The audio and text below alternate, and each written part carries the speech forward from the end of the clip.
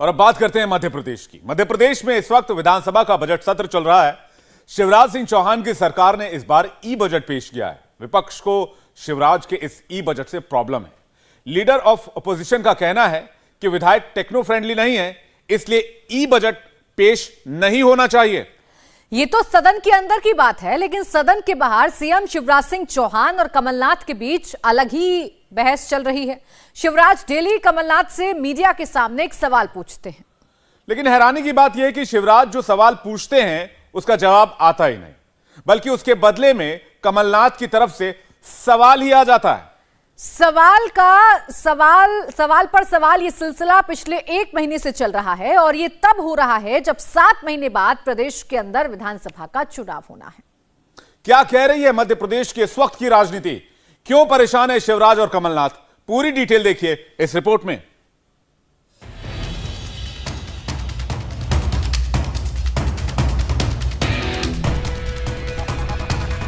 Freedom app से सीखकर क्या आप ड्रैगन फ्रूट का उत्पादन करते हैं? अगर ऐसा है तो आपके जो ड्रैगन फ्रूट्स हैं, 1 करोड़ फ्रीडम ऐप के जो ग्राहक हैं, उन्हें बिना किसी खर्चे के आप उसे बेच सकते हैं। मध्य प्रदेश की सियासत में इस वक्त केवल सवाल हैं। सीएम शिवराज सिंह चौहान कमलनाथ से सवाल पूछ रहे हैं और पूर्व सीएम कमलनाथ शिवराज सिंह चौहान से सवाल पूछ रहे हैं। बड़ी बात है कि मुख्यमंत्री और पूर्व मुख्यमंत्री दोनों केवल सवाल ही पूछ रहे हैं, जनता को जवाब कोई नहीं दे रहा। कमलनाथ जी से सवालों का सिलसिला मेरा जारी है। क्यों झूठ बोलते हो, क्यों भ्रम फैलाते हो? कांग्रेस के झूठे वादे उजागर करना मैं अपनी ड्यूटी मानता हूं। एक खानदान की कहीं माँ बेटा बहन, भाई बहन की पार्टी, पिता पुत्र की पार्टी। दूसरों की जरूरत ही क्या है? कार्यकर्ता दरी बिछाए और हम राज करेंगे। एमपी में इस वक्त सवालों की पूरी सीरीज चल रही है। सीएम शिवराज सिंह चौहान रोज कैमरे के सामने आते हैं। 1.25 साल की सरकार पर कमलनाथ से तीखा सवाल करते हैं। थोड़ी देर बाद कमलनाथ भी एक्टिव होते हैं, ट्विटर अकाउंट खोलते हैं और शिवराज सिंह चौहान के सवाल का जवाब नए सवाल से दे देते हैं। कमलनाथ कभी शिवराज को अंतर्मन में झांकने की एडवाइस देते हैं, कभी शिवराज सिंह चौहान के डायलॉग्स को मगरमच्छ के आंसू बताते हैं, कभी किसानों की कर्ज माफी की याद दिलाते हैं, तो कभी शिवराज सिंह चौहान और बीजेपी की विकास यात्रा को धिक्कार यात्रा बताते हैं।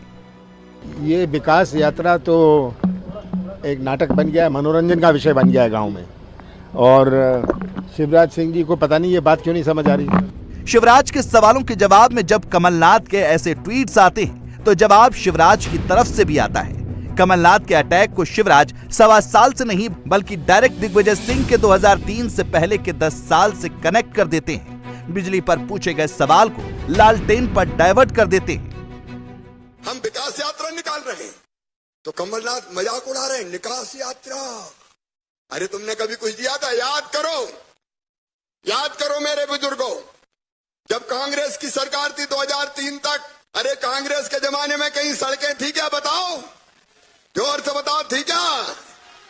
कांग्रेस के जमाने में कभी बिजली मिलती थी क्या?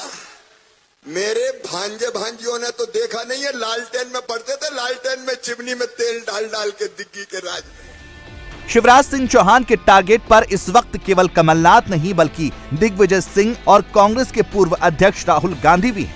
शिवराज सिंह चौहान अच्छे से जानते हैं कमलनाथ पर अटैक से ज्यादा फायदा दिग्विजय सिंह पर अटैक करने से मिलता है, क्योंकि दिग्विजय सिंह ही वो चेहरा है जिन्हें हराकर 2003 में बीजेपी एमपी की सत्ता में आई थी और कांग्रेस को 15 वर्षों का वनवास झेलना पड़ा था। हालांकि इस वक्त डायरेक्ट फाइट कमलनाथ से है। पिछले इलेक्शन में कमलनाथ सीएम का फेस नहीं थे। इलेक्शन रिजल्ट के बाद पार्टी ने उन्हें सीएम बनाया था, लेकिन इस बार ऐसा नहीं है। कमलनाथ ही एमपी कांग्रेस का फेस है और कमलनाथ के साथ शिवराज की डायरेक्ट फाइट होने वाली है। इसलिए शिवराज सिंह चौहान ने अभी से कमलनाथ पर हमले तेज कर दिए हैं। शिवराज डेली एक नया पर्चा लाते हैं, कैमरे के सामने आते हैं और कमलनाथ से नया सवाल पूछ लेते हैं। सवालों से भागने में गोल्ड मेडल मिलना चाहिए।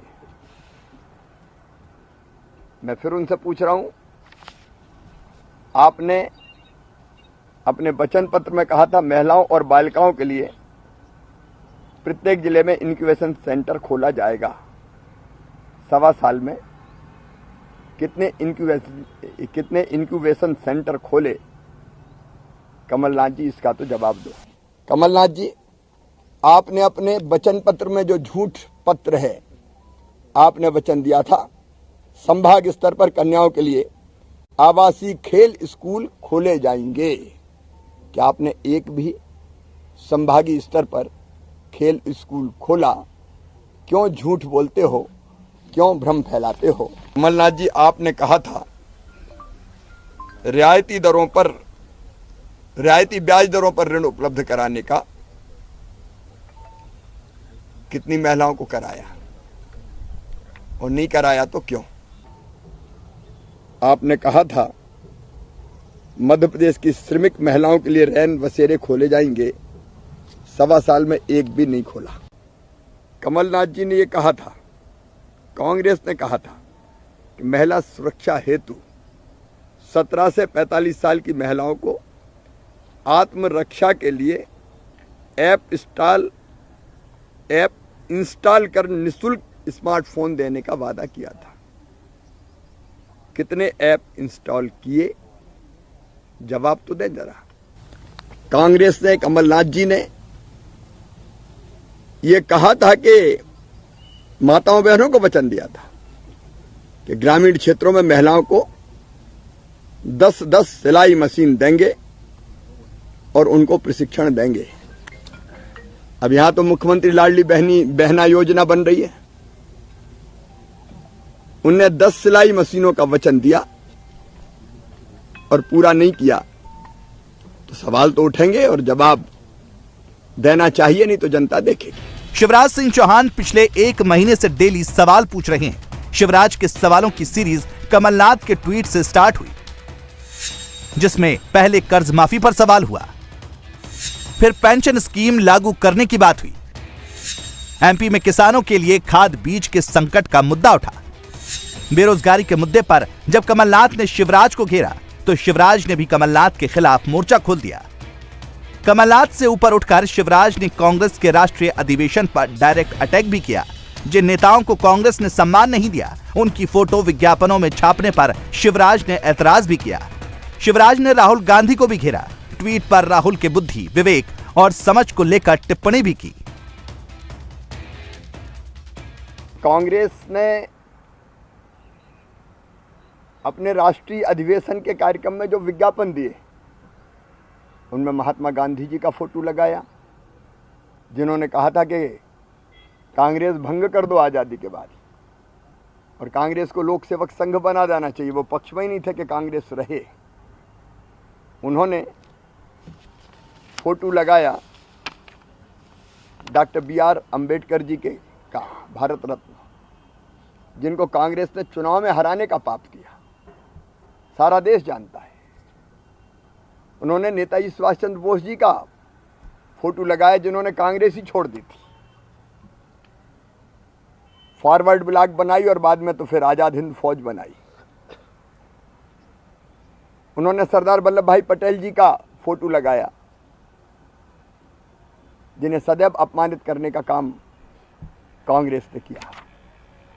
और PV नरसिम्हा राव जी का तो ढंग से अंतिम संस्कार भी नहीं होने दिया। उनका फोटो लगाया, जिनका कांग्रेस ने कभी सम्मान नहीं किया। केवल राजनीतिक लाभ के लिए उनका फोटो लगाने का उन्हें कोई हक नहीं है, कोई अधिकार नहीं है। अब तक आपने बयानबाजी देखी, लेकिन अब हम आपको शिवराज के एग्रेशन और कमलनाथ के कॉन्फिडेंस की इनसाइड स्टोरी समझाते हैं। 2003 में एमपी के अंदर बीजेपी की सरकार बनी थी। 2008 में सरकार दूसरी बार रिपीट हुई।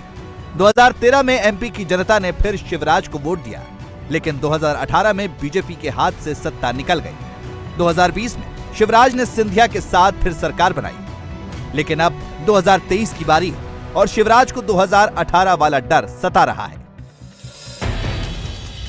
क्योंकि मध्य प्रदेश में विधानसभा चुनाव से पहले बीजेपी ने विकास यात्रा निकालकर अपने विधायकों की जमीनी हकीकत का रियल टाइम टेस्ट करवा लिया है। शिवराज को पता चल गया है कि प्रदेश में कितनी एंटी इनकम्बेंसी है। इसकी रिपोर्ट भी तैयार हो रही है। जो इस साल होने वाले विधानसभा चुनाव में टिकट बंटवारे के लिए सबसे बड़ा बेस बनेगी।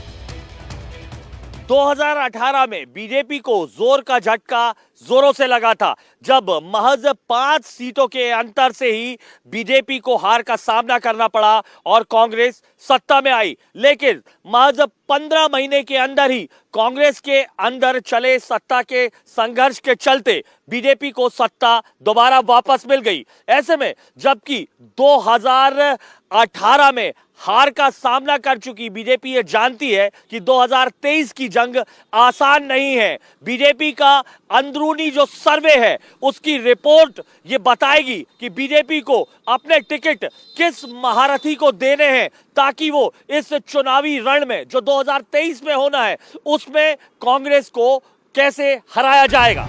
2023 में बीजेपी 2018 वाली गलती दोहराने के मूड में बिल्कुल भी नहीं है। दूसरी तरफ कांग्रेस का दावा है कि 172 विधानसभा क्षेत्रों में लोगों ने विकास यात्रा का विरोध किया है। हालांकि कांग्रेस इससे पहले भी कई दावे कर चुकी है, लेकिन जो इंटरनल रिपोर्ट निकल कर आ रही है उसके मुताबिक बीजेपी के 20 से ज्यादा सिटिंग विधायकों का अपने ही इलाके में विरोध हो रहा है। मालवा और निमाड़ के लोगों में बीजेपी को लेकर काफी गुस्सा है। हालांकि 2018 में भी मालवा निमाड़ से बीजेपी को कुछ खास हासिल नहीं हुआ था, लेकिन इस बार टेंशन बीजेपी कार्यकर्ताओं के साथ सिंधिया के साथ बीजेपी में आए कार्यकर्ताओं की भी है, क्योंकि टिकट की डिमांड सिंधिया खेमे की तरफ से होना भी तय है और ये बीजेपी के लिए सिरदर्द बन सकता है। महज 15 महीनों में ही सरकार गंवा चुकी कांग्रेस बीजेपी द्वारा निकाली जा रही विकास यात्रा के कई जगह हो रहे विरोध से बेहद उत्साहित है। उसे लग रहा है कि 2023 में उसकी सरकार आसानी से बन जाएगी। हालांकि कमलनाथ के कराए गए एक आंतरिक सर्वे में सिर्फ 54 विधायक ही जीतने के हालात में दिखाई दे रहे हैं। वहीं बीजेपी को विकास यात्रा के जरिए जनता की नब्ज खुद जनता ही पकड़कर दे रही है। इंटरनल सर्वे में तकरीबन 2 दर्जन से ज्यादा मंत्रियों की हालत खराब दिखाई दे रही है। लेकिन बीजेपी को सबसे ज्यादा चिंता कांग्रेस से आए महाराज के राज दरबारियों से है, जिसका विरोध खुद बीजेपी के कार्यकर्ता जगह जगह करते नजर आ रहे हैं। 2018 के इलेक्शन में कांग्रेस को 114 और बीजेपी को 109 सीटें मिली थी। हालांकि वो बात अलग है कि सिंधिया की बगावत के बाद शिवराज फिर सत्ता में लौटे थे, लेकिन ये बात भी सच है कि ग्वालियर चंबल में 2 केंद्रीय मंत्री और आधा दर्जन से ज्यादा शिवराज के कैबिनेट मंत्री होने के बावजूद फ्रीडम ऐप से सीखकर क्या आप ड्रैगन फ्रूट का उत्पादन करते हैं? अगर ऐसा है तो आपकी जो ड्रैगन फ्रूट्स हैं, 1 करोड़ फ्रीडम ऐप के जो ग्राहक हैं उन्हें बिना किसी खर्चे के आप उसे बेच सकते हैं। बीजेपी यहाँ मजबूत स्थिति में नहीं है। कमलनाथ का पूरा फोकस इसी एरिया पर है, क्योंकि अगर कमलनाथ इस एरिया में कामयाब होते हैं तो बीजेपी के लिए बड़ी मुश्किल खड़ी हो सकती है। 2018 में शिवराज सिंह चौहान के पास 15 सालों का चुनाव लड़ने का एक्सपीरियंस था, तो कमलनाथ के पास मैनेजमेंट स्किल। नतीजा आया, शिवराज सिंह चौहान हारे और कमलनाथ का मैनेजमेंट स्किल जीता। लेकिन 2020 में तस्वीर बदली, कमलनाथ का मैनेजमेंट स्किल फेल हुआ और बीजेपी को सत्ता मिली ग्वालियर चंबल के सिंधिया फैक्टर की वजह से। कमलनाथ को लगता है कि बीजेपी की हालत अब इसी ग्वालियर चंबल में कमजोर है और कमलनाथ का फोकस अब ग्वालियर चंबल पर हो गया है, क्योंकि उनके मुताबिक सत्ता के सिंहासन की चाबी अब ग्वालियर चंबल से मिलेगी और बीजेपी को लगता है कि वो इन इलाकों में मजबूत है, लेकिन पूरा जोर ग्वालियर चंबल पर भी लगा रही है। कैमरा पर्सन प्रदीप त्रिवेदी के साथ Anurag Amitabh, India TV. India TV हर वक्त हर जगह डाउनलोड करने के लिए सर्च करें India TV news Google Play Store या ऐप स्टोर पर।